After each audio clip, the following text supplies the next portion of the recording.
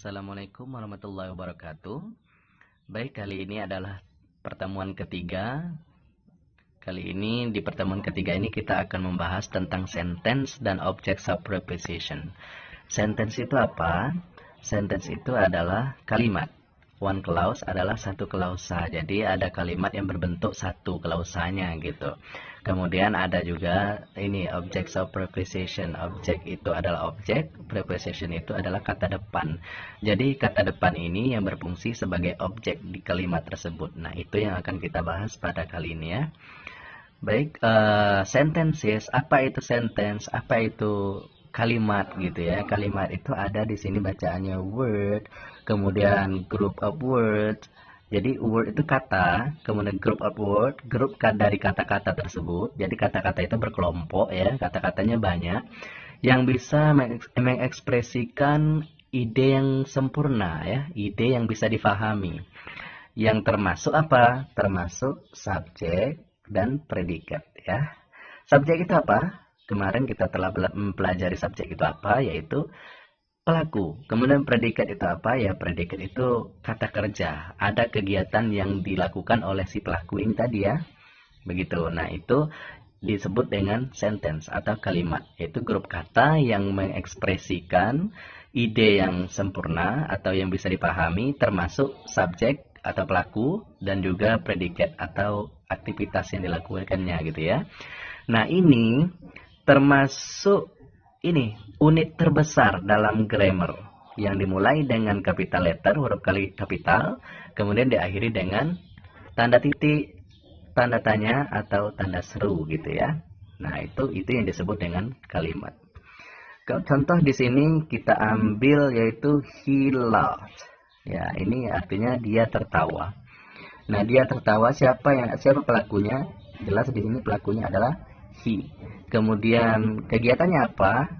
Ya, aktivitasnya apa? Ya, tertawa ya. Tertawa. Jadi dia tertawa. Jadi ada pelaku, kemudian ada aktivitasnya gitu. Nah, ini sudah termasuk dengan kalimat. Kemudian yang nomor 2 yaitu she ate an apple. Dia memakan sebuah apel. Nah, subjeknya mana? Pelakunya. Subjeknya adalah she. Dia perempuan. Kemudian predikatnya mana gitu. Aktivitasnya mana? Ya, memakan sebuah apel. Jadi ada subjek ya. Ada subjek, ada predikat. Nah, itu sudah termasuk yang namanya kalimat. Ya, kemudian contoh ketiga adalah she goes to school. Dia pergi ke sekolah. Siapa pelakunya? Pelakunya adalah she. Ya, she. Predikat atau aktivitasnya apa? Go. Ya, goes to school. Nah, itu. Jadi she goes to school termasuk kalimat yang mengekspresikan kalimat yang sempurna ya. Contoh, he left tadi. Kalimat sempurna enggak? Kita bisa paham nggak apa yang dimaksud dengan kata-kata ini?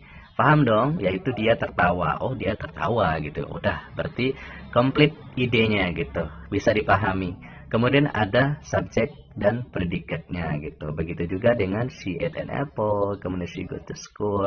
Ada subjek, kemudian ada aktivitasnya atau predikatnya. Kemudian ya kita paham dengan kalimat-kalimat ketiga kalimat ini ya. Itu yang disebut dengan kalimat begitu. Nah, itu untuk kalimat. Kemudian klausa. Apa itu klausa? Nah, klausa itu adalah grup kata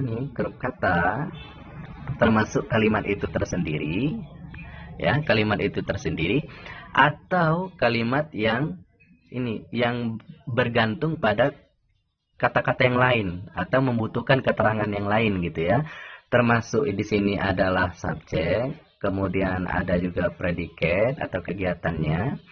Kemudian ini bisa mengekspresikan ide atau gagasan yang sempurna. Gitu ya. Nah, kita ambil contoh. Independent clause itu apa? Independent clause. Klausa yang tidak membutuhkan kata keterangan yang lain ya, tidak membutuhkan kata keterangan lain. Sedangkan dependent clause kata yang membutuhkan keterangan lain ya. Contohnya begini. Ini ada contohnya.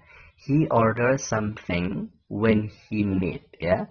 Sebenarnya kita udah paham kalau kita ambil kalimat dari sini aja. Tuh. apa? Dari sini ya. He ordered something. Itu kita udah tahu, udah paham artinya. He ordered something itu dia memesan sesuatu. Ya, dia memesan sesuatu. Ya, biasanya kalau orang bilang saya memesan sesuatu, ya udah kita ngerti, nggak perlu lagi kata keterangan lain. Berarti ada sesuatu hal yang dipesan gitu ya. Tetapi ketika kita ingin membutuhkan kata keterangan yang lain, sesuatu apa sih yang dibeli gitu kan? Kapan sih dia membeli sesuatu itu gitu? Oh, ternyata dia memberikan keterangan when he need ya, ketika dia butuh. Nah, berarti dia memesan sesuatu ketika dia butuh gitu. Jadi kata keterangan lain inilah yang disebut dengan dependent clause gitu. Independent clause-nya yang tidak butuh kepada kata keterangan yang lain begitu. Ya. Sebenarnya di sini kalimatnya he orders ya pakai s. Kemudian he needs juga pakai s. Tapi di sini contohnya entah kenapa s-nya tidak apa namanya? Ini saya ambil contohnya dari internet. Nah, saya asal salin aja contohnya dan ternyata tidak ada S. Nah, sebenarnya di sini harus pakai S ya. Begitu. Itu klausa. Kemudian jadi klausa itu adalah grup kata ya yang termasuk dari kalimat itu tersendiri gitu. Kalimatnya apakah butuh kepada keterangan yang lain ataukah tidak gitu ya. Itu klausa. Kemudian nih contoh klausa yang lain. Nah, contoh klausa. I will join you at 2 p.m. Nah, sebenarnya kita udah bisa nih. I will join you. Saya akan mengikuti kamu. Saya akan bergabung dengan kamu gitu. Itu udah gitu. Udah ngerti gitu kan. Kemudian ketika ditambahkan dengan klausa yang lain yaitu pada jam 2 sore. Nah, itu tambah lengkap lagi. Nah, ini disebut dengan klausa. Namun keseluruhannya ini disebut dengan kalimat ya. Kalimat itu klausa itu ada di dalam kalimat gitu ya. Kemudian the students were shouting in the classroom ya. Sebenarnya kita udah paham nih, the students were shouting gitu lah. Artinya siswa-siswi itu berteriak. Kita udah tahu berteriak. Ketika ditambahkan dengan kata keterangan lain, nah ini kita tambah paham lagi berteriaknya di mana? Di kelas gitu. Nah, jadi klausa dengan klausa ini adanya di dalam satu kalimat gitu ya. Begitu juga dengan he invited everyone but no one was present there. Dia mengundang semua orang tetapi tidak satu pun yang datang gitu ya. Kemudian I went to university and he went to bookshop because he needed a book. Jadi saya pergi ke kampus dan dia pergi juga pergi ke toko buku karena dia butuh buku gitu ya. Nah, jadi banyak klausanya di sini, ya. Klausanya adalah saya pergi ke university, kemudian dia pergi ke toko buku. Nah, kemudian diterangkan oleh klausa dependent klausa yang membutuhkan keterangan lain nih, yaitu keterangannya karena dia butuh buku, itu keterangannya. Jadi klausa ini dan klausa ini adanya dalam satu kalimat. Nah, itu ya. Jadi klausa itu adalah bagian daripada kalimat gitu ya. Tuh. Kemudian praise. What is praise? Praise itu adalah prasa. Praise itu adalah grup kata-kata yang berhubungan, baik itu kalimat ya berhubungan dengan kalimat, tetapi tidak ada subjek dan tidak ada predikat atau kata kerja atau aktivitasnya gitu ya. Cuman menerangkan aja gitu. Jadi praise itu tidak bisa mengekspresikan ide yang komplit. Artinya tidak bisa memberikan suatu pemahaman gitu ya, pemahaman yang tentang aktivitas seseorang gitu ya. Kemudian prasa tidak termasuk subjek, tidak termasuk juga verb. Jadi dalam prasa itu tidak ada subjek dan tidak ada verb gitu ya. Dan tidak masuk akal kadang, tidak termasuk akal, tidak masuk akal juga gitu. Nah, prasa itu juga tidak bisa disebut dengan kalimat ya. Yang namanya prasa, yang namanya kalimat tadi kan yang ada subjek dan yang ada kata kerja. Yang kita bisa pahami ada orang yang melakukannya dan ada aktivitasnya, itu kalimat. Kalau prasa itu sebaliknya, tidak ada pelaku, tidak ada aktivitasnya. Nah, itu tidak bisa disebut kalimat. Apa yang disebut apa gitu? Kalau tidak ada pelaku sama aktivitasnya, ya disebut dengan phrase atau prasa ya. Contoh nih, contoh. Ya, kita ambil contoh blue eyes. Blue eyes itu adalah mata biru. Mata biru, ada nggak pelakunya? Tidak ada. Kemudian ada nggak kata kerjanya? Tidak ada. Nah, tapi kita paham kan? Ya paham, tapi kan tidak ada subjek sama predikatnya. Jadi yang tidak ada subjek sama predikat, itulah yang disebut dengan phrase atau prasa. Ya. Kemudian walking in the rain, berjalan di dalam hujan. Nah, berjalan di dalam hujan kan tidak ada nih kata kerja, tidak ada kata kerjanya. Nah, kemudian tidak ada subjeknya juga, tidak ada. Ya. Mungkin ada yang bertanya, walking itu kata kerja, Mister. Tetapi ada aturan ketika work kan kata kerja nih, work. Nah, namun apabila ditambah dengan ing, itu sudah tidak sebagai kata kerja lagi, ya. Jadi di sini walking in the rain tidak ada subjek, tidak ada kata kerja atau tidak ada predikat. Nah, itulah yang disebut dengan phrase, ya. Begitu juga dengan getting a promotion, ya. Jadi mendapatkan promosi, kemudian a good job, kemudian kerja yang bagus dan lain sebagainya gitu. Tidak ada subjek atau pelaku dan tidak ada juga namanya kata kerja atau predikat. Nah, itu yang disebut dengan phrase atau prasa. Kemudian, nah, setelah kita mengetahui tentang kalimat, kemudian klausa, kemudian kita mengetahui tentang phrase, apa yang akan kita ketahui selanjutnya yaitu adalah object of preposition. Preposition ini adalah kata depan, kemudian objek ini yang fungsinya sebagai objek, letaknya di objek. Kan ada yang namanya subjek, kemudian verb atau predikat, kemudian complement atau sebagai objek gitu ya. Nah gitu. Komplement tadi adalah pelengkap atau objek gitu. Nah, subjek itu pelaku, kemudian predikat itu adalah aktivitasnya atau kata kerja. Nah, objek ini adalah kata keterangan. Jadi preposition kata depan nih, preposition kata depan yang letaknya sebagai objek nih, sebagai objek ya. Begitu. Nah, jadi kita mengetahui dulu apa itu object of preposition. Object of preposition is a noun or pronoun that comes after preposition to form a prepositional phrase. Jadi, dia itu adalah kata benda atau kata ganti yang datang atau letaknya setelah preposisi, ya, setelah kata preposisi, yang disebut dengan prepositional phrase atau phrase yang letaknya di depan gitu ya, letaknya sebagai kata depan gitu pada yang posisinya sebagai objek yang ada kata depan gitu ya. Gitu. Mungkin agak kurang begitu memahami kalau tentang teorinya, tapi kita langsung bisa paham melihat contohnya nanti ya. Kemudian a preposition is followed by a noun or pronoun that is called an object of preposition ya.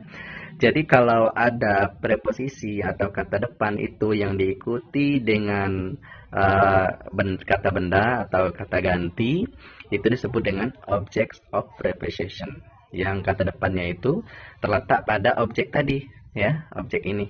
Di objek tadi S P O. Nah, objek ini ya letaknya di sini. Gitu. Nah, itu yang disebut dengan object of preposition. Jadi, if a word is an object of preposition, it is not the subject. Jadi, kalau ada preposisi ini letaknya di objek tadi, ini di posisi objek, itu bukanlah disebut dengan subjek, ya, bukan. Karena letaknya di ujung nih. Kalau subjek kan letaknya di awal nih, ya. Kalau posisinya di sini, jadi objek ini tidak bisa dikatakan dengan subjek, begitu. Kemudian kita lanjut. What is object? Apa itu objek? Kemudian what is preposition? Apa itu preposisi? Udah tahu ya, udah bisa jawab. Objek tadi adalah kata keterangan ya, atau sasaran. Sasaran dari suatu aktivitas. Contohnya saya memukul Dian misalnya. Siapa yang jadi sasaran? Ya Dian kan. Berarti Dian itu sebagai objek. Kemudian what is preposition? Apa itu preposisi? Nah, preposisi itu adalah kata depan. Nah, apa saja yang termasuk dengan kata depan nanti kita akan bahas. Kemudian objek, ya kita lihat nih objek. Object is about whom, tentang siapa, or to what, atau kepada apa yang subjek itu melakukannya gitu ya. Jadi sasaran jadinya, untuk kata singkatnya sasaran. Jadi ketika siapa saja atau apa aja yang melakukan sesuatu, kemudian ada sesuatu yang menjadi sasaran atau korban, nah itu yang disebut dengan objek. Gitu ya. Kemudian objek is usually put after predicate. Nah, biasanya objek ini terletak setelah predicate. Predicate itu apa? Yaitu aktivitas atau kata kerja. Gitu. Nah, contohnya, I kill him. Saya membunuh dia. Saya itu subjek, kill itu predicate atau aktivitasnya atau kata kerja. Nah, setelah predicate itu adalah dia, him. Nah, pertama subjek, kemudian predicate, kemudian objek. Nah, subjeknya I, kemudian kill itu predicate, him itu objek. Nah, inilah yang disebut dengan objeknya ya. Menjadi sasaran itu objek. Ketika ada kalimat they think about their assignments ya. Dia memikirkan tentang tugas mereka. Mereka memikirkan tentang tugas mereka gitu. Nah, di sini subjeknya apa? Kemudian predikatnya apa? Objeknya apa? Subjeknya adalah mereka, pelakunya adalah mereka. Kemudian predikatnya apa? Aktivitasnya ternyata aktivitasnya memikirkan. Nah, memikirkan ini termasuk dengan P, predikat, aktivitasnya. Kemudian apa yang dipikirkan gitu ya? Yang menjadi sasaran dari pikiran mereka ini apa gitu. Oh, ternyata yang menjadi sasaran dari pikiran mereka adalah tugas mereka ini yang dipikirkan. Nah, tugas mereka ini yang sebagai sasaran gitu ya, menjadi sasaran itu disebut dengan objek. Nih, objeknya sebagai objek. Jadi kita harus berpacu dengan SPO gitu ya, untuk mengetahui kalau itu adalah objek. Nah, kemudian she sells the shoes gitu. Mana subjeknya, mana predikatnya, mana objeknya. Ya, subjeknya she gitu. Yang melakukannya adalah she, dia perempuan. Kemudian predikatnya aktivitasnya apa? Sells, yaitu menjual gitu ya. She sells the shoes.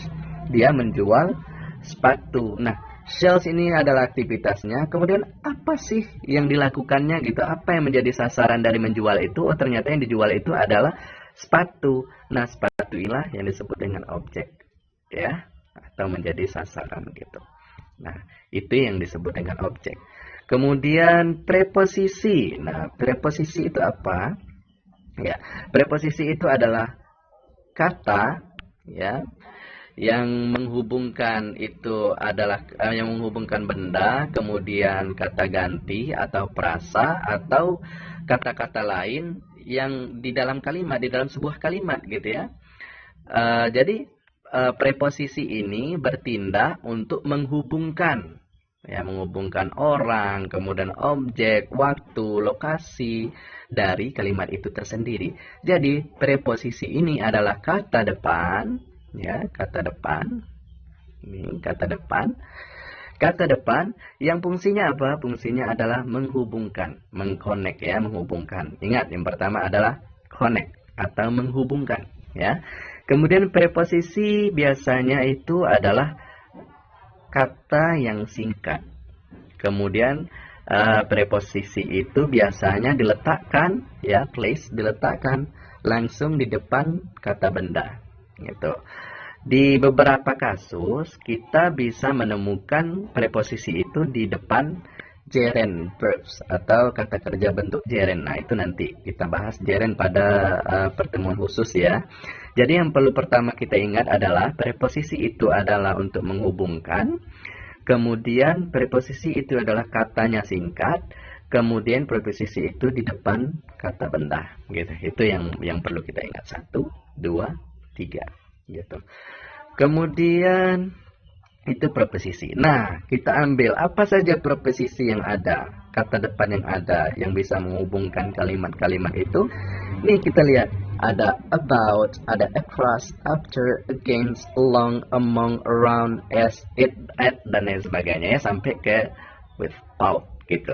Nah, ini yang disebut dengan kata depan. Nah, saudara harus bisa menghafal ini untuk bisa mengenali, oh kalau ini adalah preposisi gitu ya. Contoh tentang about ini, tentang about. Nah, about. Seperti tadi, I think, saya memikirkan apa? About assignment, ya, tentang tugas gitu. Nah, antara think, ya, antara memikirkan dan antara tugas assignment ya, itu dihubungkan dengan about. Nah, berarti about ini termasuk dengan apa namanya? Termasuk dengan yang kita tahu tadi, yaitu penghubung, preposisi kata depan yang menjadi penghubung, connect tadi ya. Berarti I think about assignment, saya memikirkan tentang tugas gitu. About itu menghubungkan antara I think dengan assignment gitu. Kemudian kata-katanya singkat, yang seperti kita tahu tadi, kata-katanya singkat. Nih, about, nggak ada kata-kata yang lebih panjang, itu nggak ada. Jadi preposisi itu kata-katanya singkat, ya, about, across, dan sebagainya. Kemudian kata-katanya di depan kata benda langsung gitu, atau di depan kata, ya, di depan kata benda. Assignment kan kata benda, tugas kan kata benda. Nah, assignment. Nah, dia preposisi ini berada di depannya nih, di depannya. Contoh tadi, I think about assignment. Nah, di depannya langsung ada about nih, ya. Langsung ada about. Jadi I think about assignment. Ini kata benda, dia langsung ada di depannya. Nah, itu preposisi letaknya. Pertama adalah preposisi itu untuk menghubungkan dari kalimat satu ke kalimat yang lain. Kemudian yang kedua, preposisi itu kata-katanya singkat. Ini kata-katanya singkat, ya. Kemudian yang ketiga, dia letaknya sebelum atau di depan kata benda, gitu ya. Itu seperti about assignment, kemudian across the road, di apa? Di persimpangan, di jalan, kemudian kemudian after taking bath gitu ya. Taking bath tadi bisa masuk ke gerund tadi. After apa gitu, terserah gitu. Kemudian bathroom itu adalah kamar mandi dan itu termasuk noun, jadi di depan bathroom, di depan noun dia ya. Jadi posisinya di depan kata benda. Begitu. Kemudian nih sebagai contoh ya. This is one small step for a man, one giant leap for mankind. Kemudian the ants get in your ears when you are sleeping. We are studying English in the class. The name of the baby in the crib is Jack. Jadi ini adalah semua contoh dari preposisi atau kata depan. Nah, contoh yang ada kata depan adalah for, ya. For, kemudian preposisinya ya, ada lagi namanya for. Nah, ini dia. Nah, setelah kata ini, kata preposisi ini adanya sebelum atau di depan kata benda ini, man. Ya, a man, itu kata benda. Kemudian mankind, itu makhluk hidup gitu. Di mana preposisinya ya di depannya gitu ya, for mankind. Kemudian nih ada juga namanya we are studying English in the class, the name of the baby in the crib is Jack ya. Jadi kalian bisa mengenali ini dari sini. Mungkin bisa di pause videonya, kemudian dipikirkan sejenak yang mana sih yang namanya preposisi di sini gitu ya. Gitu. Kemudian selanjutnya, nah jadi ini kesimpulannya. Jadi object of preposition is ya, object of preposisi kata depan yang sebagai objek itu adalah tuh.